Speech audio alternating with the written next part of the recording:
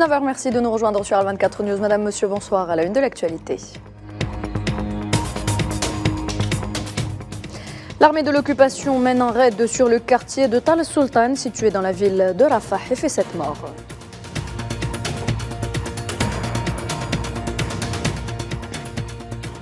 Mahmoud Abbas s'exprime au sujet de l'adhésion pleine et entière de la Palestine à l'ONU, qui sans surprise a été bloquée par les États-Unis. Le président palestinien qualifie le veto américain de décevant et irresponsable.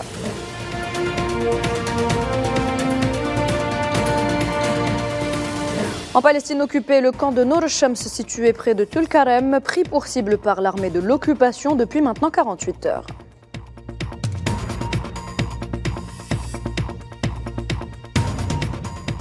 Renforcement des relations algéro-sahraouies. Quelques jours après la visite du président de la Rast Brahim Ghali à Alger, le bureau permanent du secrétariat du Sahara occidental renouvelle la gratitude du peuple sahraoui envers l'Algérie.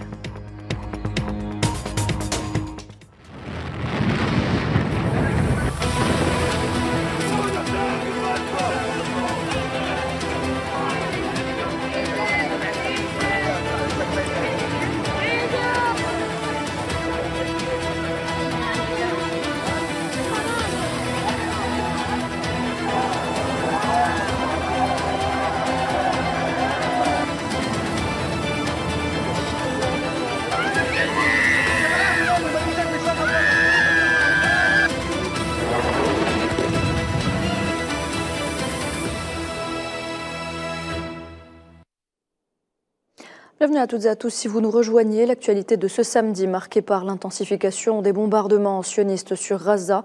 Un raid mené la nuit dernière sur le quartier de Tal Sultan, situé dans la ville de Rafah, a fait 7 morts, pour la plupart des femmes et des enfants.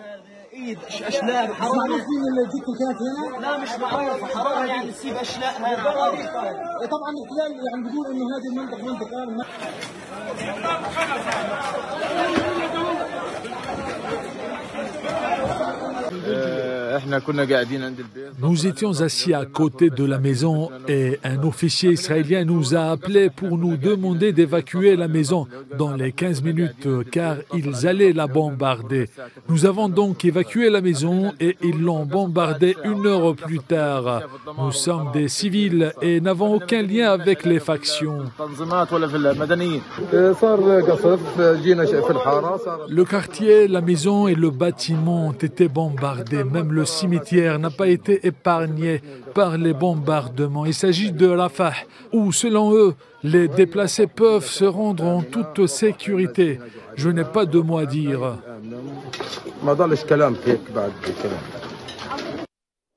Aujourd'hui, l'heure est au recueillement. Les familles des victimes se sont rendues à l'hôpital Al-Najjar pour dire adieu à leurs martyrs, des scènes déchirantes devenues le quotidien des Palestiniens. وأبنائه 3 لين وعامر.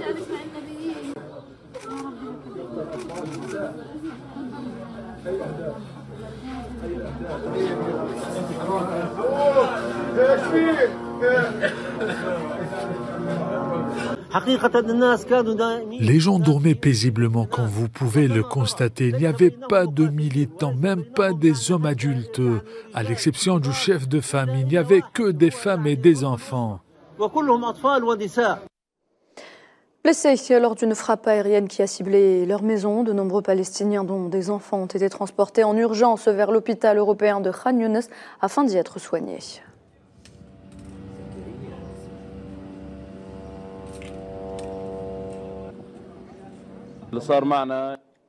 Et alors que le nombre de blessés et de morts augmente considérablement jour après jour, les médecins et autres personnels soignants se font rares dans les hôpitaux de l'enclave palestinienne. L'hôpital Kamal Adwan, situé à Beit Lahia, manque de personnel. Il est donc difficile de prendre en charge l'afflux massif de malades et de blessés qui y arrivent.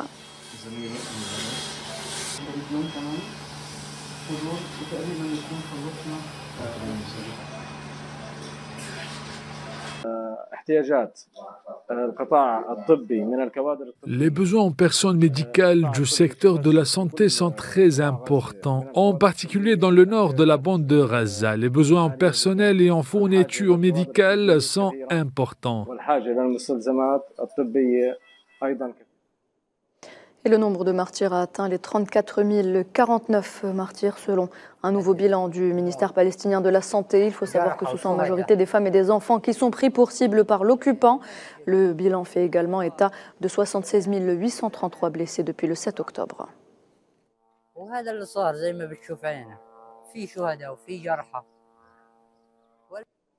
Toujours à propos du dossier palestinien, sachez que le président Mahmoud Abbas s'est exprimé au sujet de l'adhésion pleine et entière de la Palestine à l'ONU, qui sans surprise a été bloquée par les États-Unis. Mahmoud Abbas a, dans un entretien accordé à l'agence de presse palestinienne Wafa, qualifié le veto américain de décevant et irresponsable.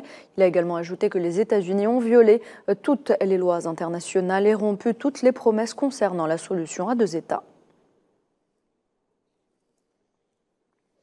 Et de son côté, l'ambassadeur de l'État de Palestine en Algérie, Fayez Abou Aïta, a salué le rôle de chef de file de l'Algérie au Conseil de sécurité en faveur de l'adhésion pleine et entière de la Palestine à l'ONU, qualifiant le vote de 12 pays en faveur du projet de résolution présenté par l'Algérie de grande victoire pour la cause palestinienne.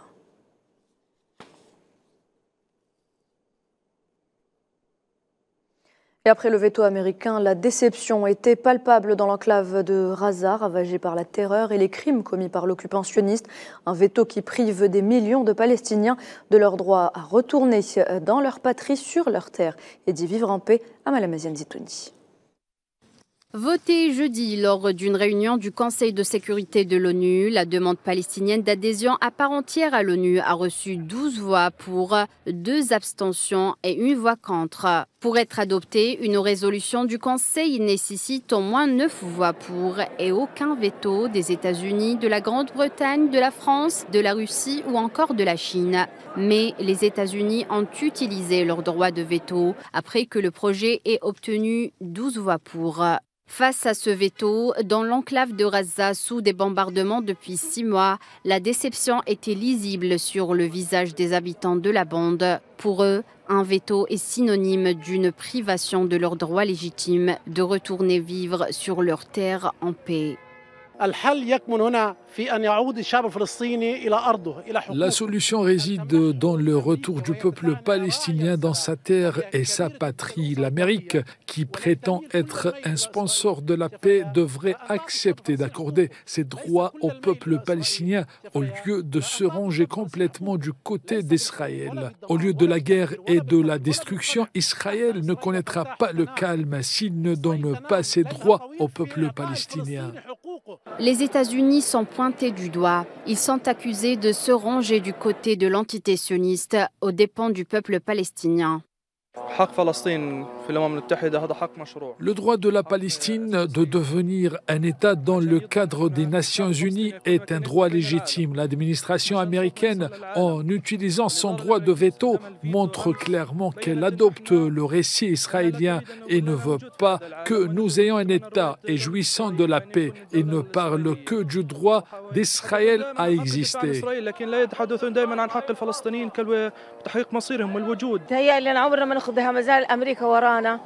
Tant que l'Amérique refusera, je pense que nous n'obtiendrons pas ce droit. Nous savons tous que l'Amérique parraine et finance Israël et ne nous permettra pas d'avoir un État parce que sa politique ne satisfait Israël qu'à nos dépens. La mission palestinienne auprès des Nations Unies a initialement demandé le statut d'État membre à part entière de l'ONU en 2011. Leur première tentative a échoué parce qu'elle n'a pas reçu le soutien minimum nécessaire de 9 des 15 membres du Conseil de sécurité à cette époque. En attendant, le silence de la communauté internationale rend plus virulente la barbarie sioniste et accentue le désarroi et le malheur de millions d'habitants qui peuplent l'enclave palestinienne. En Cisjordanie occupée, les tensions s'intensifient et les opérations militaires de l'armée sioniste se poursuivent. Cela fait maintenant 2 jours que le camp de Nour Shams, situé près de Tulkarem, se fait attaquer sans relâche. Le point de la situation avec Mohamed Ali Ben Chaban. Dans une série d'opérations militaires, l'armée sioniste a lancé un raid près de Tulkarem en Cisjordanie occupée. Des explosions et des coups de feu ont brisé le calme de la région, tandis que des nuages de fumée s'élevaient dans le ciel. قد يكون يعني يوازي أو أكثر بقليل من اجتياح عام 2002. L'ampleur de cette attaque pourrait être équivalente, voire légèrement supérieure à celle du raid de 2022. Il semble que les Israéliens souhaitent vraiment faire taire la résistance palestinienne en Cisjordanie, notamment les camps du nord de la Cisjordanie.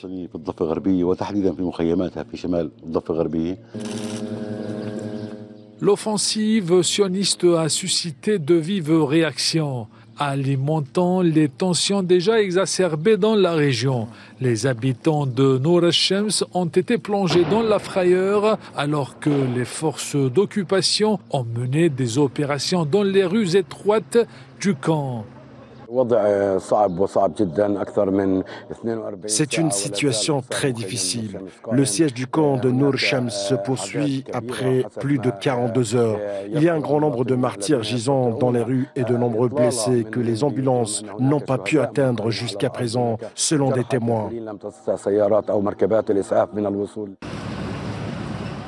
Cette énième opération est considérée comme une violation de la souveraineté et une escalade de l'occupation sioniste.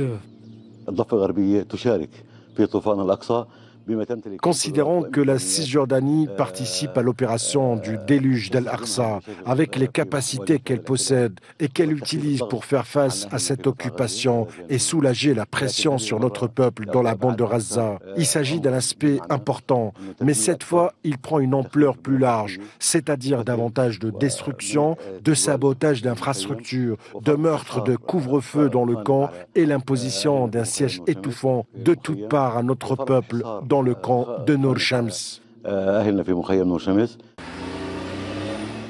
Alors que les opérations militaires se poursuivent, la situation en Cisjordanie occupée reste tendue. Avec des craintes croissantes de nouvelles agressions dans la région, les civils sont contraints de vivre dans un climat de peur et d'insécurité constante. Par ailleurs, sachez que l'Union européenne a fermement condamné la violence des colons dans les territoires palestiniens occupés. C'est ce qu'a écrit Josep Borrell, haut représentant de l'Union européenne pour les affaires étrangères et la politique de sécurité sur la plateforme X. Borrell qui a également souligné que l'Union européenne avait décidé de sanctionner les colons extrémistes de Cisjordanie et de la ville sainte d'Al-Quds occupée pour de graves violations des droits humains contre les Palestiniens. Et l'élan de solidarité du peuple marocain en faveur de la cause palestinienne ne faiblit pas. Ils étaient des milliers à avoir participé vendredi à des manifestations dans plusieurs villes du royaume dénonçant l'agression génocidaire de l'occupation sioniste contre la bande de Gaza et rejetant la normalisation du régime du Makhzen avec l'entité sioniste. À Tanger, Marrakech, Oujda, Agadir, Kenitra, Meknès, Berkane ou encore Nador, tous se sont rassemblés pour condamner les massacres sionistes et la complicité occidentale dans les massacres de Palestiniens à Gaza et en Cisjordanie occupée.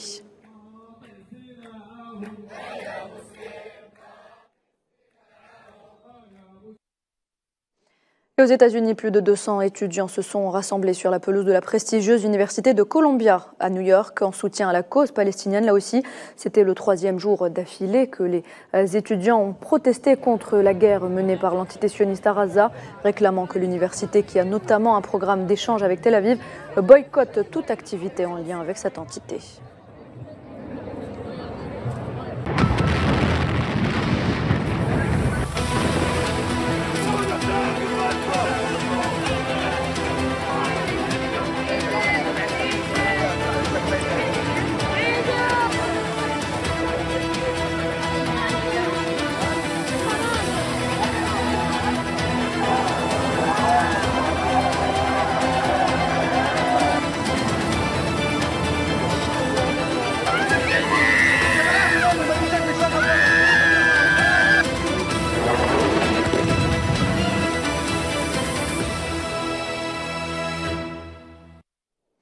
Dans l'actualité également, le président de l'Assemblée populaire algérienne, Brahim Bourali, est arrivé ce samedi à Masqat pour une visite officielle au sultanat d'Oman à l'invitation du président du Conseil omanais de la Choura, Cheikh Khalid Ben Hilal Ben Nasser Al-Ma'wali, qui l'a accueilli plus tôt dans la journée en compagnie de membres du Conseil de la Choura ainsi que de l'ambassadeur d'Algérie au sultanat d'Oman, Mohamed Ali Bourazi.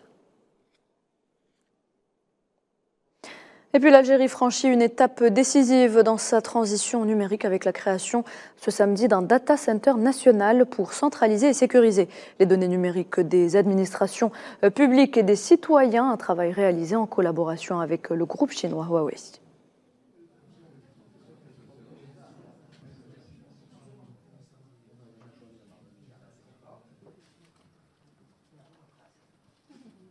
La signature de cet accord entre les deux pays amis qui sont liés par un partenariat stratégique global marque un véritable départ dans le processus planifié. Cela vise à aligner les développements technologiques mondiaux et à progresser vers la réalisation des directives du président de la République Abdelmajid Tebboune qui vise à atteindre la gouvernance numérique pour la modernisation des institutions de l'État.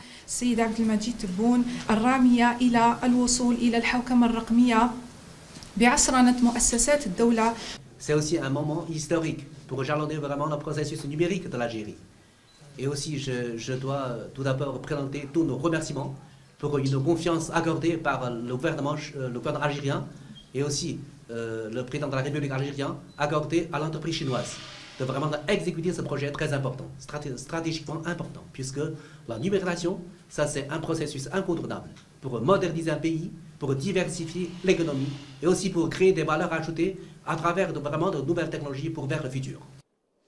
Renforcement des relations algéro-sahraouies. Je vous le disais en titre, quelques jours après la visite du président de la RAST, Brahim Ralici, à Alger, le bureau permanent du secrétariat du Sahara occidental a renouvelé vendredi dans un communiqué la gratitude du peuple sahraoui envers l'Algérie, son gouvernement et son peuple dirigé par le président Abdelmajid Tebboune pour son soutien indéfectible à sa lutte contre l'agression expansionniste marocaine et son aide afin de permettre aux Sahraouis d'exercer leur droit à l'autodétermination et à l'indépendance conformément aux principes de la révolution du 1er novembre 1954. Le bureau a également souligné la solidité des relations stratégiques entre les deux pays ainsi que la parfaite convergence de vues sur la situation dans la région et toutes les questions d'intérêt commun.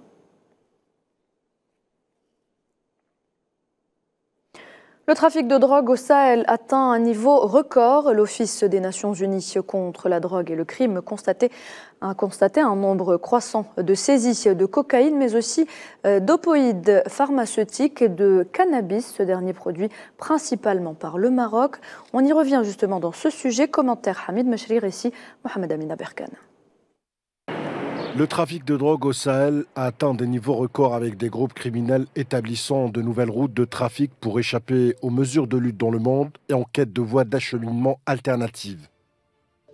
Un commerce qui devient de plus en plus florissant également dans cette région en proie à de multiples crises. Encouragé par la complaisance d'hommes politiques et de forces de sécurité de certains pays du continent, à leur tête le Maroc. Une étude menée par l'Office des Nations Unies contre la drogue et le crime a révélé que les saisines de cocaïne impliquant des pays du Sahel ont atteint des niveaux records. D'après les statistiques d'une moyenne de 13 kilos par an sur la période 2015-2020, la quantité de cocaïne saisie au Sahel est passée à 41 kg en 2021 et 1466 kg en 2022 selon le dernier rapport onusien. Le Burkina Faso, le Mali et le Niger représentent l'essentiel de ces importantes saisines. Toutefois, la production de résine de cannabis généralement destinée aux pays d'Europe occidentale et du Nord est à son plus haut niveau au Maroc, atteignant environ 900 tonnes en 2022. Si le cannabis reste de loin la drogue la plus commercialisée dans la région, la cocaïne et les opioïdes pharmaceutiques figurent parmi les psychotropes les plus couramment saisis dans cette région. Au cours de la période 2017-2021, l'Afrique représentait la moitié de la quantité totale d'opioïdes pharmaceutiques saisis dans le monde et 97% du tramadol saisi sur la planète en 2021. Si le trafic de drogue au Sahel évolue rapidement à des niveaux jamais enregistrés, c'est aussi parce qu'il est facilité par certains membres d'autorités de pays sahéliens qui contournent les contrôles et évitent les arrestations et les procédures judiciaires. Guerre au Soudan, de hauts responsables des Nations Unies ont alerté vendredi devant le Conseil de sécurité sur les risques d'un nouveau front au Darfour autour du contrôle de la ville d'Al-Fasher où la population est déjà au bord de la famine. Après un an de conflit meurtrier entre les forces armées et les forces de soutien rapide, le pays vit, selon la sous-secrétaire générale de l'ONU pour les affaires politiques, une crise gigantesque entièrement créée par l'homme. Regardez. En résumé, c'est une crise aux proportions gigantesques et elle a entièrement été créée par l'homme. Les parties en conflit ont ignoré de façon répétée les appels à cesser les hostilités, y compris de ce Conseil. À la place, ils ont accéléré leurs préparatifs pour plus de combats. Les forces armées soudanaises et les forces de soutien rapide continuent tous les deux leur campagne pour recruter des civils.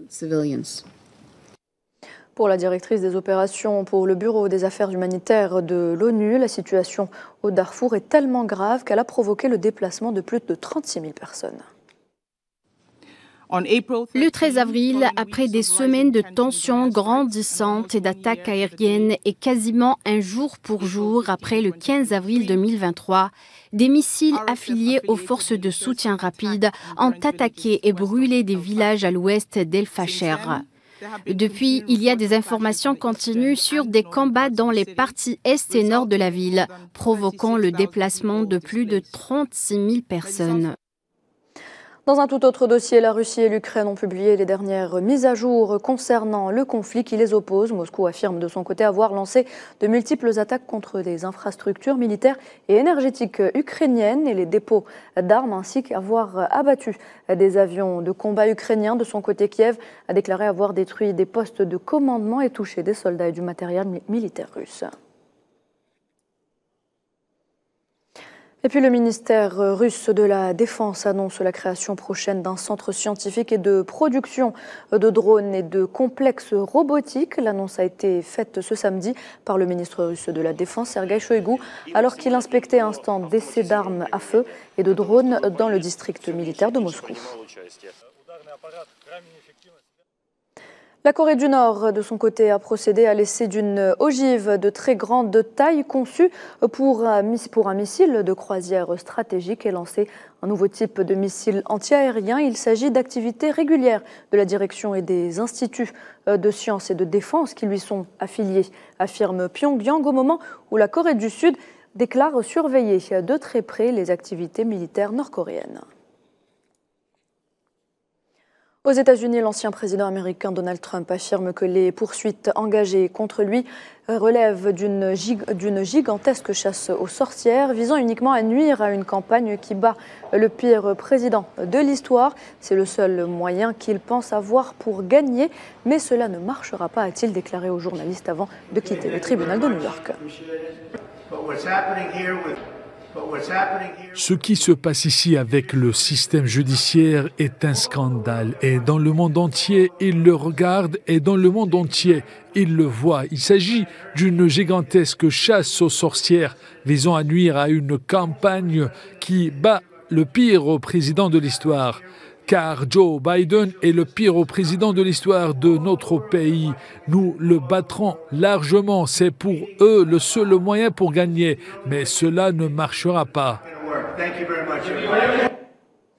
Dernière information de ce journal, ce drame en Inde. Au moins 7 personnes sont mortes dans le naufrage d'un bateau fluvial dans l'est d'Odisha, situé dans l'est du pays. L'incident s'est produit hier vendredi et les recherches se poursuivent pour tenter de retrouver une femme toujours portée disparue. Les secours ont pu repêcher 48 passagers.